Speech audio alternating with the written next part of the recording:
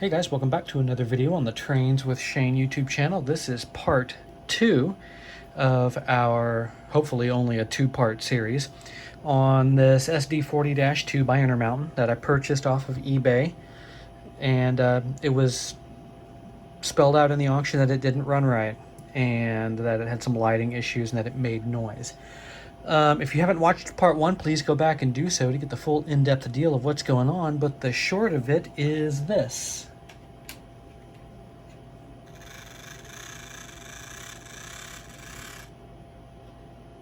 Yeah, so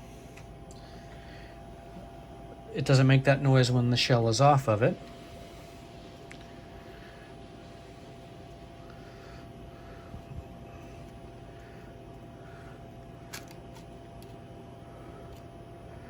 Set that aside for later.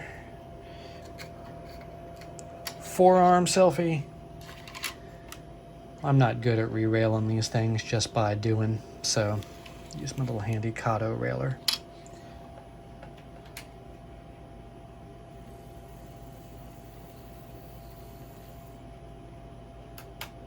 Nice and quiet. So, a bunch of suggestions on how we might fix this and troubleshoot it. I believe that something on the body is making contact with probably the armature down here and making that noise.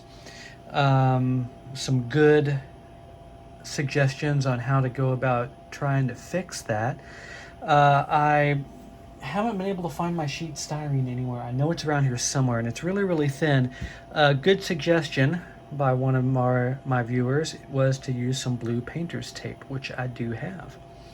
So we will try that to use it as kind of a shim if we determine that that's where our cause is. Some have also mentioned that maybe the split frame is bent or warped or too smushed together, causing the frame itself to make noise against the armature, which I would think that if that were the case, one, the shell wouldn't be so easy to take on and off because it would be misshapen, but more so that the noise would happen whether the shell were on or off if it were the frame causing the trouble. Don't know. It's all theory. I was able to find this Norfolk Southern unit, also Intermountain. Also, comparing the actual model numbers of these things, this unit is only like 3 or 4 digits off from the 69, 3, 30 something, whatever that the Kansas City Southern one is. So I'm confident that they are from the same run, or at least the same vintage. If not, I've got this Fort Worth and Western model that you guys have seen on the channel before. It's also close, so that's on standby in case I can't get what I need out of this. What do we need out of this? 2 things. One, we're going to pull the shell off, and we're going to put that on our... I'm going to have to do this off camera. I want to put that on our problem child here and see if it makes noise. Alrighty.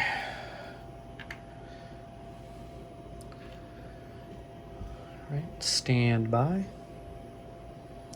The light board in the Norfolk Southern unit is also incredibly similar. Stand by, guys. I'm wiggling this shell onto the Kansas City Southern frame here. All right, there that is. Let's put our railer on.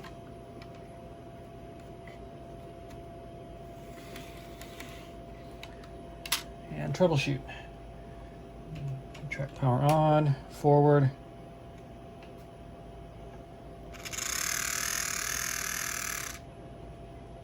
Well.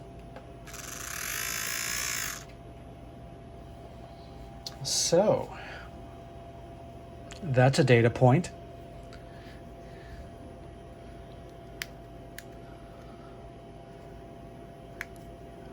So our shell shells plural, since it's both of them.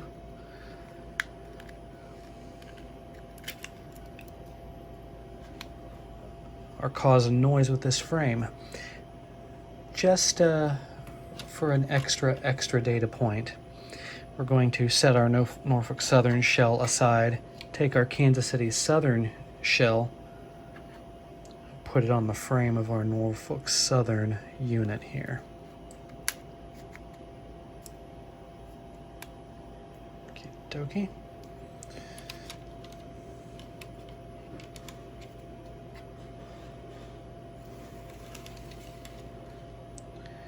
All right, stand by.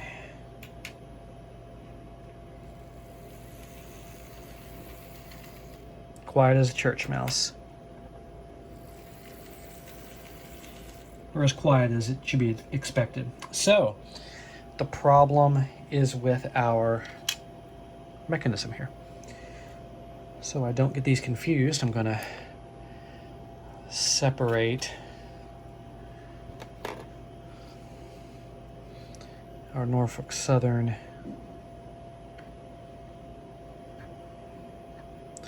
So I don't have a set of calipers, at least not without borrowing some from my brother, which I can do. My first inclination is to try to mic these out and find out what the differences are. Find out why our Kansas City Southern one here makes noise when you put a frame on it. Where, or not a frame, a shell. It has to be rubbing against the armature, no? So, I mean, there's no wiggle room in that. It's not loose. It is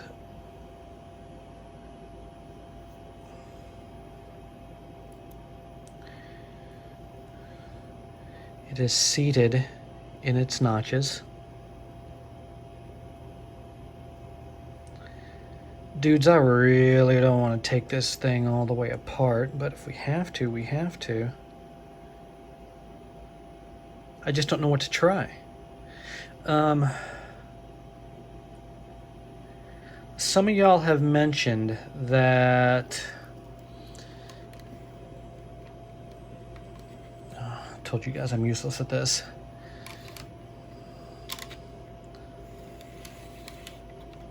That it might be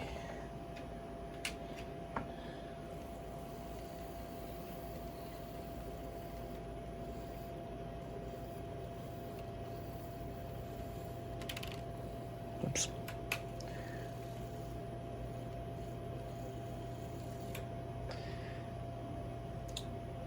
So how do we go about testing it? This has to be out of spec somehow.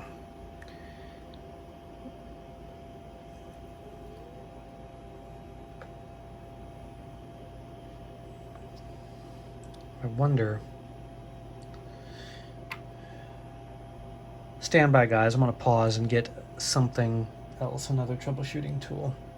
Sorry about that, guys. I meant to have this handy.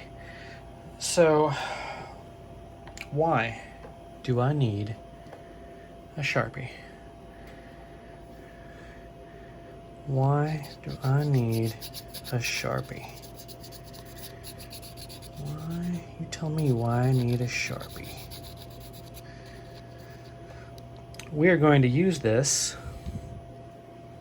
as a,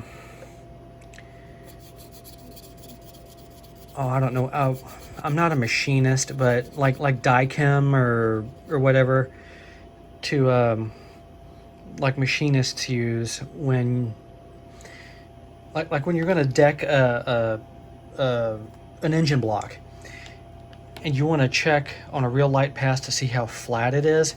You paint it with whatever, it's usually kind of a purple color, and then you make a real shallow cut on it, and where the die is left on there is a low spot because you'll cut it off the high spots. So I forget what that's called. Put it down in the comments. But my theory is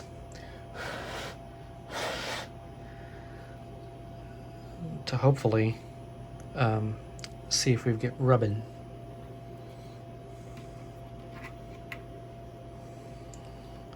That'll not only tell us where, but what side it's on, so we can focus our efforts.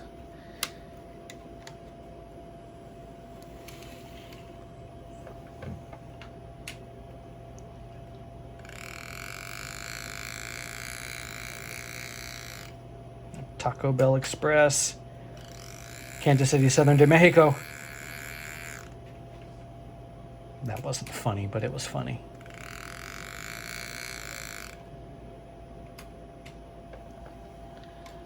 I had Taco Bell today, as a matter of fact.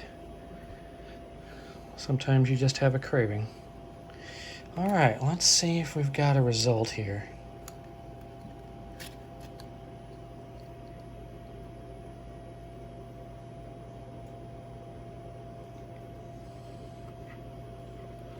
Right.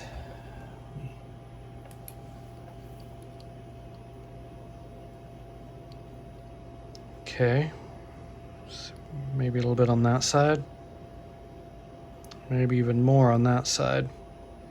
So I wonder if the armature itself is out of spec. Is that possible, guys? I wouldn't think so.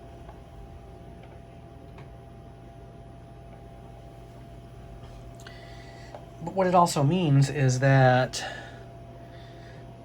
both sides of our car body are too close to our armature.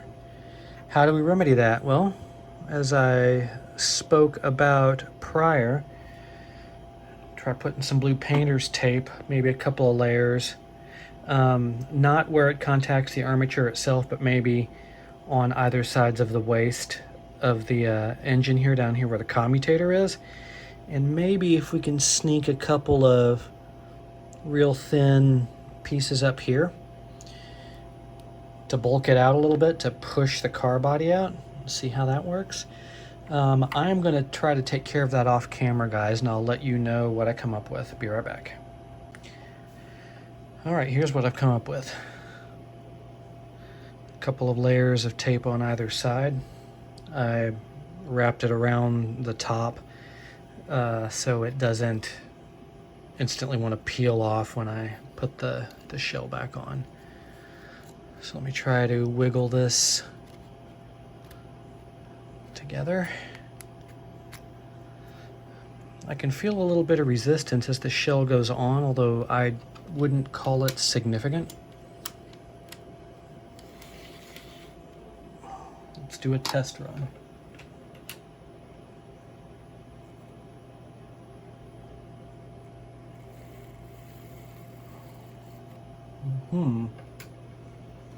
That's a data point.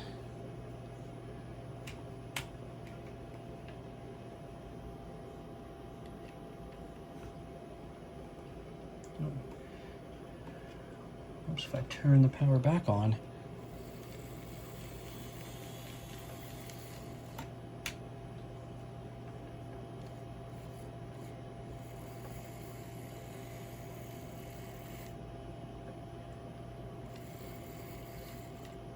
She needs some cleaning, but looky there, guys. We have a winner as far as the noise is concerned. For whatever reason, the armature on this particular unit just wants to contact the shell, and by spacing it out a couple thousandths with 2 layers, and this stuff, I don't know the thickness of this painter's tape is, but it's masking tape for all intents and purposes, is enough to have alleviated that problem. So what am I going to do now? I'm going to take this thing back apart off camera. I'm going to clean up the contacts and stuff a little bit, and I'm gonna see if that improves our running function. You guys know how I clean locomotives. I'm gonna clean the wheels like I always do, clean up the contacts and stuff. I'll be right back. All right, guys, back after a little bit of cleaning contact surfaces. You guys have seen me do it. I use the foam cradle up here with very, very, very fine grit sandpaper. Here, actually, you can see how long I've used this one strip. Turn the thing upside down. This really only works with DC locomotives. I haven't come up with a fixture that allows me to do it with DCC, although I could. It would just require some more ingenuity. Used ye good old electrodes either side, revved up the controller to about half with the thing upside down, real fine sandpaper, let the mechanism do the work, you know, let the sandpaper do the work. Don't try to hog off, just very, very gentle pressure, and it cleans them up a treat. So, got it all back together, back on the track, power, pick a direction.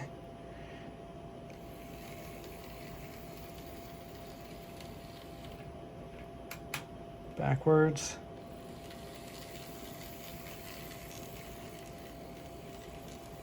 Slow speed, not bad. Bring it back.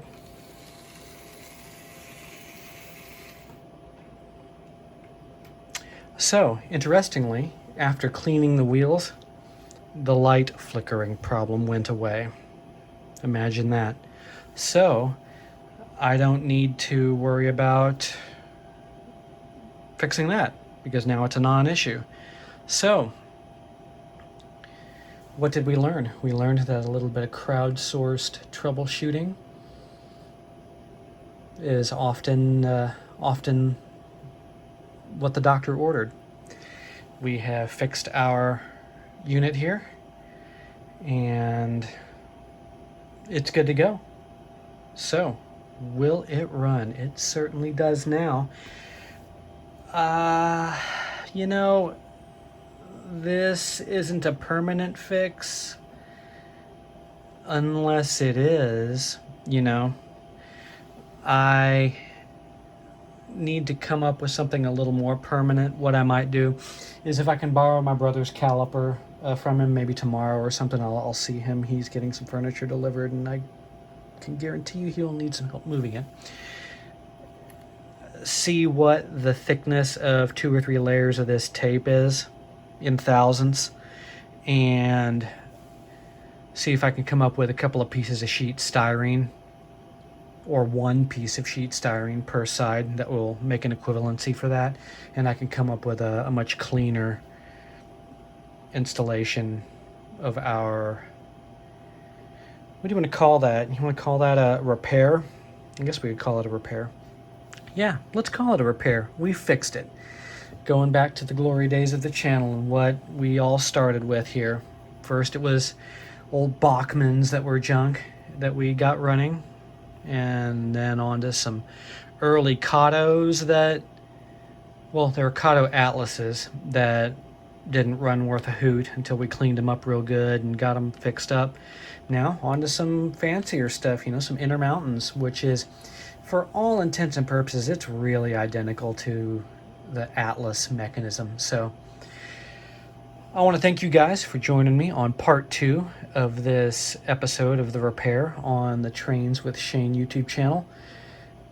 The next episode, I am not 100% sure what it'll be. I seem to have misplaced my, or did I? Nope, wait, is this it? No, that's not it. I have misplaced my